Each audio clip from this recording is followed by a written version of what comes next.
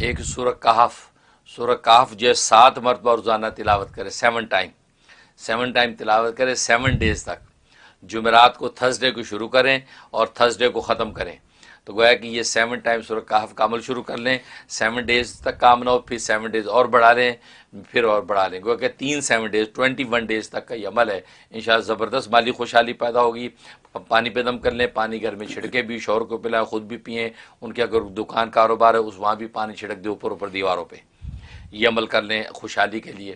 چنانچہ ایمان و اخلاص کا بیج جب انسان اپنے دل کی کھیتی میں ڈالتا ہے تو اس ایمان و اخلاص کے بیج کے پردوں کے اندر اس سے اعمال صالحہ ظاہر ہوتے ہیں، اس کے وجود سے نیکیاں ظاہر ہوتی ہیں، اور یہ اعمال صالحہ کل روز قیامت میں جنت کے باغات اور فصلیں بن کے آخرت کی منڈی میں قیمت لگتی ہے، اور جو کامیاب انسان ہوتے ہیں ان کو جنت کے دروازے کھول دیے جاتے ہیں۔ اللہ اکبر، اللہ اکبر۔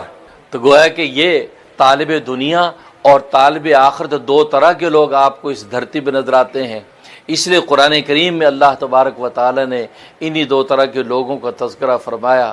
وہ لوگ جو طالب دنیا ہیں ان کے بارے میں ارشاد فرمایا کہ وَمِنَ النَّاسِ مَن يَقُولُ رَبَّنَا آتِنَا فِي الدُّنْيَا حَسَنَةً، کہ ان لوگوں میں سے بعض لوگ وہ ہیں کہ جو اپنے رب سے کہتے ہیں اے اللہ جو دینا ہے دنیا میں ہی دے دے ہمیں۔ گویا کہ وہ آخرت کا ان کا کوئی تصور نہیں ہے، وہ کہتے جو دینا دنیا میں ہی دے دے، ہمیں آخرت و آخرت کی خبر نہیں ہے، ہمیں یہیں دے دے۔ اور اللہ نے ساتھ ہی وحی سنا دی وَمَا لَهُ مِنْ آخر فِي الْآخِرَةِ مِنْ خَلَاقٍ، آخرت کے اندر ان کا کوئی حصہ نہیں ہے۔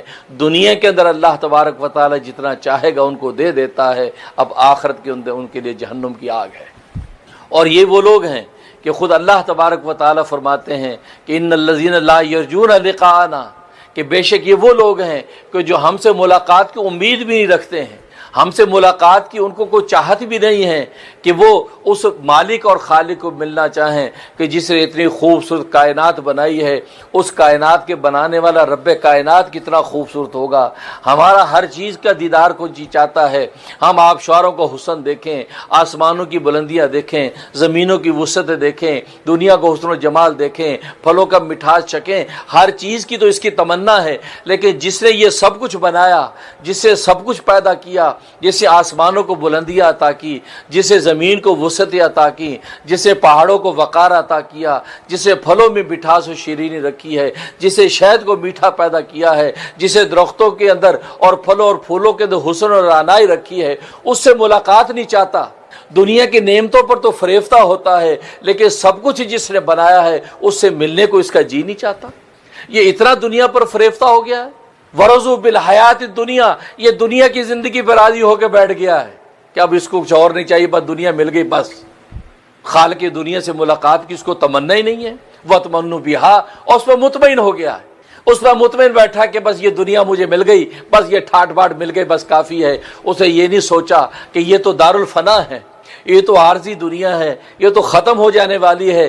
آخر جو چاہے نہ چاہے تو اسے اس خالق سے ضرور سامنا ہوگا، اس مالک کے سامنے ضرور تو کھڑا ہوگا، اس راضی کے سامنے ضرور تو اپنے رزق کھائے ہوئے کے جواب دے ہوگا۔ یہ تصور ہی اس نے نہیں باندھا، حالانکہ اس کو چاہے نہ چاہے اللہ کے سامنے ضرور پیش ہو رہا ہے۔ تو وَتَمَنُّوا بِهَا، اس پہ مطمئن ہو کے بیٹھ گیا، لیکن حقیقت یہ کہ اس پر غفلت کا مرض ہے۔ یہ اللہ تبارک و تعالی کی نشانیوں سے غفلت میں پڑا ہوا ہے، حالانکہ اللہ کی قدرت کی نشانیاں دیکھ کر وہ اللہ تک پہنچ جاتا۔ تو یہ طالب دنیا ہے کہ دنیا پر راضی ہیں۔ اس لیے قرآن نے کہا وَمَنْ كَانَ يُرِيدُ الدُّنْيَا، جو دنیا چاہتا ہے تو ہم اس کو دنیا دے دیں گے، اور اتنی دیں گے جتنی ہم چاہیں گے، اور جس کو چاہیں گے اس کو دیں گے، ہر ایک کو بھی نہیں دیں گے۔ طالب دنیا میں سب کو دنیا نہیں مل گئی، طلب کرتے کرتے مر کھپ گئے، ہڈیاں ان کو کرکری ہوگی، ڈھانچے بن گئے، ان کو دنیا نہیں ملی۔ دنیا میں فقر و فاقہ، دنیا کے اندر بھی افلاس، اور آخرت بھی ان کے ہاتھ سے چھوٹ گئی۔ فرمایا کہ من کان یرید الدنیا، جو دنیا مانگے گا ہم ان کو دنیا دیں گے، لیکن جن میں سے جس کو چاہیں گے دیں گے، اور اتنی دیں گے جتنی ہم چاہیں گے۔ اس لیے آپ دیکھتے ہیں کہ دنیا مانگنے والے ہر ایک کو دنیا مل بھی نہیں جاتی۔ یہ تو طالب دنیا ہے۔ اور دوسرے فرمایا طالب آخرت ہیں، آخرت کے طالب کیا مانگتے ہیں؟ فرمایا کہ وَمِنْهُمْ مَن يَقُولُ رَبَّنَا آتِنَا فِي الدُّنْيَا حَسَنَةً، کہا کہ لوگوں میں بعض وہ لوگ ہیں جو اپنے رب سے کیا مانگتے ہیں؟ کہتے ہیں ربنا آتنا فی الدنیا حسنہ، اے ہمارے رب دنیا میں بھی ہمیں ٹھاٹ باٹ کی زندگی عطا فرما، وفی الآخرۃ حسنہ، اور آخرت میں بھی ٹھاٹ باٹ کی زندگی عطا فرما، وقنا عذاب النار، اور ہمیں جہنم کے عذاب سے بچا۔ اللہ اکبر۔ فرمایا یہ طالب آخرت ہیں جنہوں نے آخرت کو مانگا، لیکن اس طرح مانگا کہ دنیا کو بھی اگنور نہیں کیا، دنیا کا جو ان کا حصہ وہ بھی ان کو ملا، اللہ ان سے راضی ہو گیا کہ ان کی نظر اپنے ڈیسٹینیشن پر ہے، یہ ڈیسٹینیشن پہ ان کی نظر ہے، اور پلیٹ فارم پہ گاڑی رکتی ہے، کہیں لسی پی لیتے ہیں، کہیں پکوڑے کھا لیتے ہیں، کہیں دودھ پی لیتے ہیں، کہیں پراٹھے کھا لیتے ہیں، کہیں حلوہ پوری کھا لیتے ہیں، اور اپنی سیٹ پر ٹیک لگا کے بھی بیٹھ جاتے ہیں، لیکن نظر ان کی ڈیسٹینیشن پر ہے کہ کب ہمارا ڈیسٹینیشن آئے گا۔ فرمایا یہ عقل مند لوگ ہیں۔ طالب آخرت عقل مند ہو جاتا ہے کہ جب اللہ کو پانے کی تمنا کرتا ہے تو اللہ اس کو ایسی عقل ماد عطا کر دیتے ہیں کہ وہ دنیا میں بھی اسے اپنا حصہ لے کر آخرت کی طرف بڑھتا رہتا ہے۔ تو دیکھو طالب آخرت کے ہاتھ سے دنیا چھوٹی نہیں، لیکن طالب دنیا کے ہاتھ سے آخرت چھوٹ گئی، وہ دنیا کے اندر فنا ہو گیا اور اس کو کچھ نہ ملا۔ اگر دنیا مل بھی گئی، وہ وقت کا بادشاہ بن بھی گیا، وقت کا شہنشاہ بن بھی گیا، وقت کا شہزادہ بن بھی گیا، دولت ثروت کے انبار اس کو مل بھی گئے، تو کب تک فانی دنیا ختم ہو گئی۔ یہاں تک کہ سکندر اعظم جیسا شخص جس نے تقریباً پوری دنیا فتح کر لی، جب مرنے لگا تو کہا کہ میرے کفن سے دونوں ہاتھوں کو یوں باہر نکال دینا۔ پوچھا اس میں کیا حکمت؟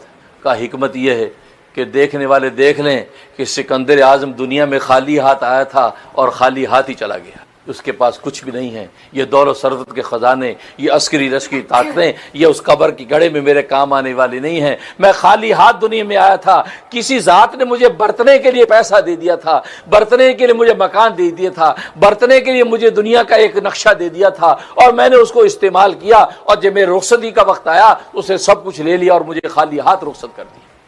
یہ دنیا کی تو سکندر اعظم جسے تقریباً دنیا فتح کر لی، دنیا کی دولتیں اس کے قدموں میں، عسکری لشکری طاقتیں اس کے ہاتھوں میں، وہ بھی اس حقیقت کو سمجھ گیا کہ انسان خالی ہاتھ آتا ہے اور خالی ہاتھ ہی دنیا سے جاتا ہے۔ یہاں تک کہ پہنی ہوئی پوشاک، پہنے ہوئے جوتے، پہنے ہوئے عمامے ٹوپیاں، پہنے ہوئے تاج، لگی ہوئی گھڑی، ہاتھوں کی انگوٹھیاں، یہ تک اس کے پاس نہیں رہتی، آنکھوں کے چشمے تک پاس نہیں رہتے، حالانکہ وہ دنیا میں اپنی ان چیزوں کا کتنا خیال رکھتا ہے، ان چیزوں سے کتنی محبت کرتا ہے، لیکن مرنے کے بعد اس کی وہ اولاد جو دنیا میں ان چیزوں کو تلاش کر کے اس کو دیتی تھی، ابا آپ کی انگوٹھی یہ پڑی یہ لے لیجئے، ابا آپ کی گھڑی یہ پڑی یہ لے لیجئے، ابا اپنی ٹوپی یہ لے لیجئے، بیوی کپڑے دھو کے دیتی ہے، اور وہی بیوی بچے اس کے کپڑے اس کے تن سے اتار رہے ہیں، وہی بیوی بچے انگوٹھی ہاتھ سے اتار رہے ہیں، وہی گھڑی اتار رہے ہیں، اس لیے کہ وہ سمجھ گئے کہ ابا کا کچھ نہیں، یہ سارا کا سارا ہمارے ربا کا تھا، ربا نے اب ابا سے لے کے ان کی وارثوں کو دے دیا، وہ وارث جب مرے گا اپنے وارثوں کو دے کے چلا جائے گا،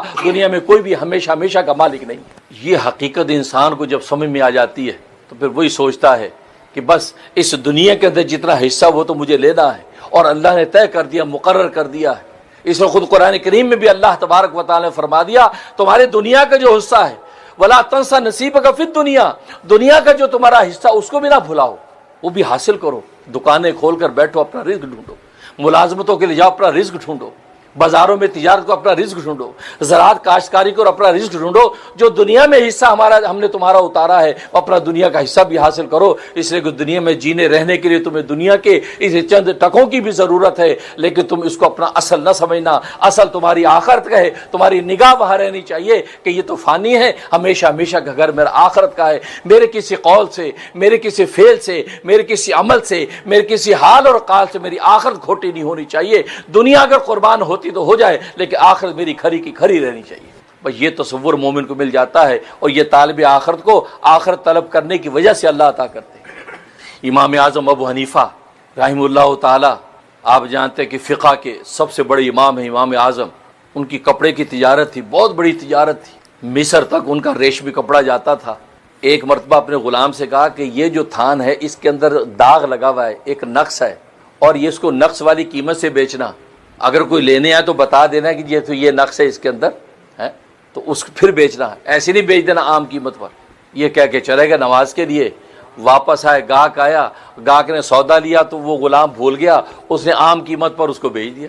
اب حضرت جب واپس آئے، حساب کتاب لیا، ہاں بھائی بھائی وہ تھان بک گیا کہ جی وہ بک گیا، کتنے کا؟ کہا جی وہ تو 200 درہم میں بک گیا۔ 200 درہم؟ بھائی میں نے کہا تو اس کے اندر تو نقص ہے، وہ اس کو بتا دینا کہ اس کے اندر نقص ہے، یہ داغ لگا ہوا ہے، اور اس کی قیمت وہ جتنی دینا چاہے دے، آدھی دے دے، کچھ دے دے، لیکن پوری قیمت پہ نہیں ہے۔ وہ کہاں ہے وہ آدمی؟ کہا جی وہ گاہک تو چلا گیا۔ حضرت نے کہا کہ نہیں، وہ لاؤ اس کی کہاں ہے قیمت؟ قیمت پکڑی، اب اس کو تلاش کرنے نکل گئے۔ اب ڈھونڈتے پھرتے ہیں، یار اس ہوریے کا آدمی دیکھا تم نے؟ اس ہوریے کا آدمی دیکھا تم نے؟ پھر رہے یہاں تک کہ وہ دجلہ کے کنارے پر پہنچے تو وہاں دریا کے کنارے پہ وہ آدمی بیٹھا ہے، دریا پار کرنی تھی، کشتی کا انتظار۔ تو آپ نے کہا بھئی میاں تم وہی ہو جو دکان پہ آئے تھے کپڑا لینے؟ کہا کہ ہاں میں وہی ہوں۔ کہا کہ بھئی یہ جو تھان تمہارے پاس ہے اس کے اندر داغ لگا ہوا ہے، اس میں داغ لگا ہوا ہے، اور غلام نے غلطی سے پوری قیمت پہ تجھے بیچ دیا ہے، اور مجھے کل روز قیامت میں چونکہ اللہ کو جواب دینا ہے، اس لیے میں میرے نظر اس قیمت کی اہمیت نہیں ہے، یہ قیمت اب تو پوری دینا چاہتا ہے پوری دے دے اس تھان کے بدلے میں، اور آدھی دینا چاہتا ہے آدھی دے دے جو اس کی عیب والی قیمت ہے، لیکن اب تو اپنے اختیار سے دے، اور اس عیب کو دیکھ کر قیمت دینا چاہتا ہو دے، تاکہ میں کل روز قیامت میں اپنے اللہ کے سامنے شرمندہ نہ ہوں۔ اس نے وہ قیمت لی، پیسے لیے، دریا میں ڈال دی، دریا میں ڈال دی۔ حضرت فرمایا یہ کیا کیا تم نے؟ بھائی میں یہ پیسے سنبھالتا تیرے پاس لایا، تو نے اٹھا کے دریا میں ڈال دیے۔ اللہ اکبر! طالب آخرت بن کے دیکھو اللہ تبارک و تعالیٰ کیسے ساتھ ساتھ چلتا ہے۔ تو کیا کہنے لگا نعمان بن ثابت، تم نے اس قیمت پر غور نہیں کیا، یہ جتنے سکے دیے میں نے کھوٹے سکے دیے تھے، میں نے کھوٹے سکے دیے تھے، لیکن میں حیران ہوں کہ تو اللہ کے سامنے شرمندہ ہونا سے اتنا ڈرا کہ تو کھوٹے سکے لے کر آ رہا ہے کہ تاکہ مجھے واپس کرے، یا یہ کہ تم اسے اجازت لے لے۔ میں نے وہ کھوٹے سکے دریا میں پھینک دیے اور اس سے زنبیل میں سے کھرے سکے نکالے، فرمایا پوری کی پوری کھرے سکوں کی میں تجھے دیتا ہوں۔ امام صاحب مسکرائے، کہا کہ اللہ تیری شان اور رحمت کو کمال ہو گیا کہ کھوٹے سکے پر وہ داغ والا تھان بکا تھا، لیکن میں نے تجھے پانے کی کوشش کی تو تو نے مجھے کھوٹوں کے بدلے میں کھرے سکے عطا کر دیے، اور اسی قیمت پر میرا مال بھی بک گیا۔ اللہ اکبر! دیکھو اللہ تبارک و تعالیٰ کیسے مدد کرتے ہیں، لیکن انسان آخرت کی طلب تو کرے، گھبرائے تو نہیں، اور یار چھوڑو پیسے آگے چھوڑو یار، کیونکہ اگر ہمارے ساتھ ہو جائے کہتے چلو جی اندھی مرضی دے گیا تو ہنسی کی کریو، کتنے ٹولی انہوں دفع کرو، پتہ نہیں کتنے گیا۔ لیکن امام صاحب کو چونکہ آخرت کا ڈر اور خوف، وہاں میدان حشر میں رسوا ہونے کا ڈر، وہ جب انسان میں پیدا ہو جاتا تو نگاہیں جھک جاتی ہیں۔ ایک اللہ والے کے پاس ایک نوجوان آیا، کہا کہ حضرت بد نگاہی ہو جاتی ہے، گناہ معصیت دیکھ بیٹھتا ہوں، کوئی تدبیر بتا دیجئے کیسے بچوں، اختیار ہی سارا ٹوٹ جاتا ہے، بد نگاہی سے نہیں بچ پاتا۔ اور آج ہم میں ہر آدمی بد نگاہی میں مبتلا ہے، ہر آدمی۔ اپنی خلوتوں کو دیکھیں تو یہ ٹیلی فون نے ہمیں بد نگاہ بنا رکھا ہے۔ ہم سوچتے ہیں بازار میں جا کر تو ہم صوفی عبد القدیر بن کے پھر رہے ہیں، کسی عورت کو نہیں دیکھ رہے، کسی بھی نگاہ نہیں ڈال رہے، بلکہ دیکھنے والے کو ڈانٹتے۔ اللہ سے ڈرو بھائی، عورتوں کو دیکھتے ہو، منہیٹن میں سمر میں پھر رہے ہو، سمر کا مہینہ، منہیٹن میں کیا کام میاں آپ کا؟ خلوتوں میں کیا ہو رہا ہے؟ یہ فون کی ڈبیا لے کر آرام سے ٹانگ پہ ٹانگ رکھے بیٹھے ہیں، اور سانو کن نے ویکھا کلے کنڈی لگی۔ اللہ اکبر!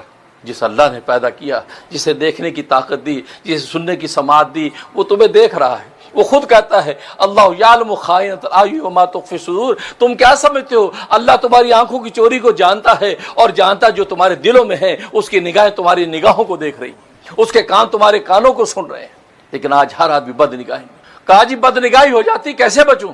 اس بزرگ نے کہا کہ اچھا میں تمہیں ایک تدبیر بتاتا ہوں، لیکن پہلے میرا ایک کام کرو چھوٹا سا۔ کہ جی کیا کام یہ کرو، وہ فلاں جو بزرگ ہے اس بزرگ کے بعد جا کر یہ میرے ایک دودھ کا پیالہ اس بزرگ کو پہنچا دو۔ ٹھیک ہے، یہ تو کوئی بڑا کام نہیں، بس وہ جب پہنچا دو گے پھر میں تجھے تدبیر بتاتا ہوں تو کیسے بچے۔ اب انہوں نے دودھ کا پیالہ لبالب دودھ کا پیالہ بھر کے دے دیا، اور کہا کہ یہ دودھ کا پیالہ بڑی احتیاط سے لے کے جانا، بازار میں سے گزرے گا، رش ہوگا، ٹھوکر لگے گی، ایک قطرہ بھی گرنا نہیں چاہیے، اور اگر ایک قطرہ گرا تو ایک آدمی میں تیرے ساتھ بھیج رہا ہوں، وہ اسی کے ہاتھ اس وقت تیرے دو جوتے مارا کرے گا، سب کے سامنے 2 جوتے مارے گا اگر ایک قطرہ گرا۔ اور اگر یہ تو کوئی کام ہی نہیں۔ اب اس نے جب دودھ کا پیالہ لیا اور ایک تکڑا آدمی ساتھ کر دیا، جوتا اس کے ہاتھ میں، وہ یہ چلا جا رہا ہے، گزر رہا ہے، اس کی نظر دودھ کے پیالے پہ ہے،